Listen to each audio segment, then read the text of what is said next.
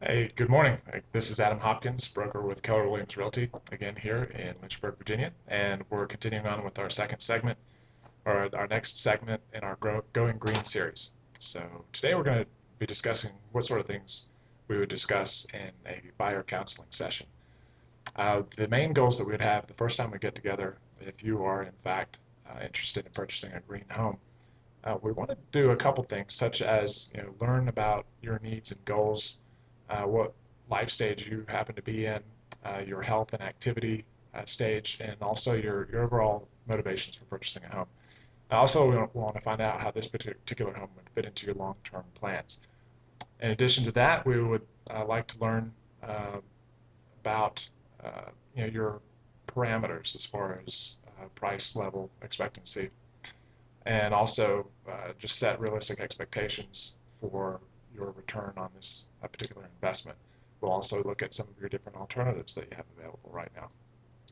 And then after we do that, we're going to map out a strategy to help you find the right property. Now, special considerations that we need to make in terms of the first counseling session that we have when shopping for a green home in particular is discovering what type of green buyer you may happen to be. If you'd like more information on that, we do have another segment where that's what we focused on, different types of green bean buyers, green buyers. I want to find out exactly what green means to you as a buyer. Also, find out if you happen to have some sort of emotional or activist belief related to green philosophy. What's really important to you. And then we want to find and identify the extent of your green knowledge, as far as if you're just looking for a green particular home in general, or if you have very specific information that you want to satisfy with this purchase. And then also we want to manage your expectations for the performance of your new green home. So beyond that, some of the other things we're going to look at during this counseling session is, number one, what's your primary motivation in terms of your decision to purchase a green home? This could be the potential operating cost savings. It could be health-related factors. It could be personal lifestyle quality. It could be commitment to a green movement philosophy. It could be potential investment opportunity. Are you interested because it happens to be the latest trend, or is it a combination of all these? There's no right or wrong answer. The second thing, we're going to look at what features or factors do you consider most important in terms of purchasing a green home, and how would you prioritize these features or factors? Are there any features or factors that you're not interested in? Are there any factors that you may be skeptical about? And are there any non-negotiable features or factors that you absolutely must have, such as public transportation and things like that? Have you ever lived in a green home before? And if so, what did you enjoy about that experience? And is there anything that you didn't particularly did not particularly care for? And also, what's your preference in terms of proximity to the following: public transportation, schools, your workplace, shops and commerce, parks, open space, and bike trails? And what's your preference in terms of connection to nature, transit-oriented developments, the walkability factor that we discussed in one of our earlier segments, and also the community in general? Some of the other questions we're going to ask. Is there some is there a particular aesthetic look and feel that you'd like to find? Next, what is your knowledge base related to green homes? Are you interested in a green certified home? In addition to that, are you interested in performing green renovation or remodeling an existing home? In other words, retrofitting an existing home. Are you familiar with the potential grants and incentives available? Are you interested in pursuing an energy efficient mortgage that's available right now? And also, what are your price expectations? So these are some really important questions that we need to have answered. And then once those are concluded, we have a couple more things to discuss. So let's say, um, my role as a buyer agent is to be the source of the source. I'm not claiming to be an expert in all things green. So for instance, if you ask me the following questions, I'll give you an idea of what sort of response you should receive. Number one, so let's say, so if you were to ask me, so if I invest in expensive green features, can I say that I'm saving the world? likely response would be, well, some green features have been proven by scientific studies to reduce the amount of electricity and other resources consumed, and that's a good place to start if anyone believes it's important to live more efficiently. And the other thing that I would share is some of the Energy Star program's estimates of how carbon emissions that you'd be able to save using Energy Star appliances. Also, once you know what it means to reduce the carbon emissions in your housing choice, you'll be better armed to describe what you're really doing for the environment. Second, a high efficiency water heater is going to pay for itself in a year or two, right? Well, there's no guarantees of that. Higher efficiency appliances, while proven to be beneficial if you calculate the total life cycle cost, it's going to vary in terms of the savings that they deliver in any particular given period of time. It really depends on a couple different factors that you control. For instance, how much water are you going to be using?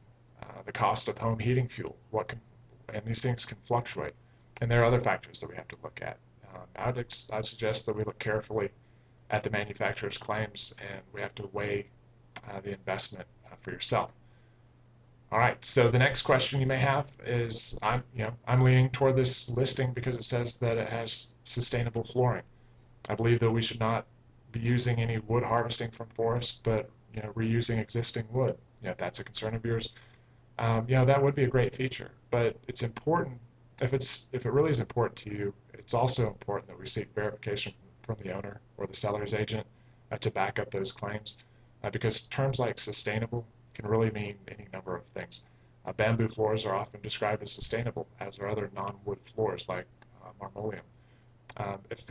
If it is a wood flooring, we have to look into whether it has some certification from an international organization, and it has a sustainable seal of approval, or are the owners just making claims that it's sustainable? But either way, the owner should have documentation from a third-party source to back that up.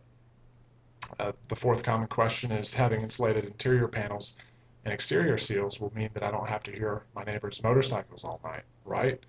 Well, insulated panels in interior walls and other means of increasing insulation in the house are great tools for seeking higher efficiency.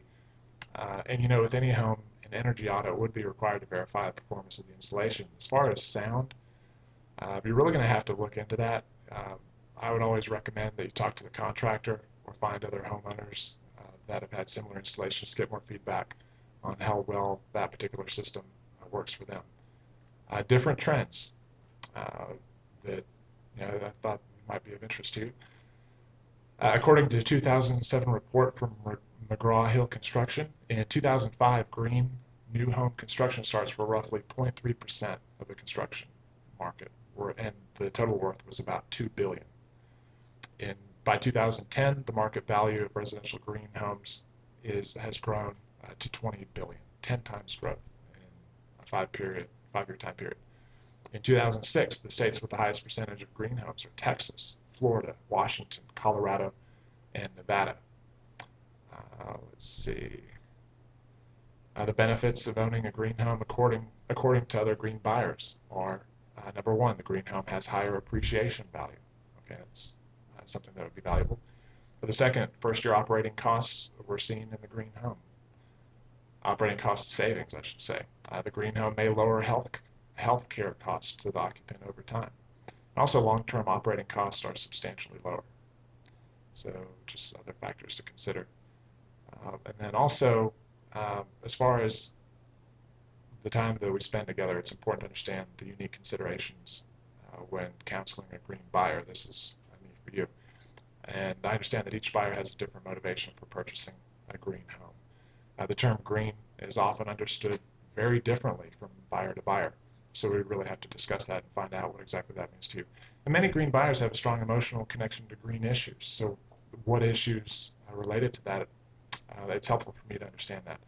And also, buyers may have extensive green knowledge, or they may think they do. So it's important for us to understand where you're coming from in terms of your background and your understanding of what this actually means. And then it's also important for me personally just to stay current on green information and resources. It's absolutely critical. And it's also important to manage expectations for you as the consumer over time. And finally, lastly, I just wanted to cover the guiding principle for being a source of the source. which is my role here, is really to put the buyer, you, in the driver's seat and make sure that you understand that I'm not the authority of green. Uh, my job is to let you judge how green a feature or a home actually is, and also connect you with the scientific authority. Make sure that you're aware the scientific study is available, and you're able to use it when considering green features and claims. And also, the third thing is to make sure that I remind you not to take certain claims for granted. There should always be certifications and documentation to back up any of these claims that a home is in fact green. And then finally, the last part, just again, managing expectations. Uh, we should never agree to unverifiable, unrealistic, or misinformed assumptions for performance of green features. So just a little bit about the initial buyer counseling session that we provide, absolutely no cost or obligation. If you have any other questions, feel free to give me a call or visit me on my website, which is www.adamhopkins.net. Thanks for taking the time today, and look forward to our next session with you. Thanks.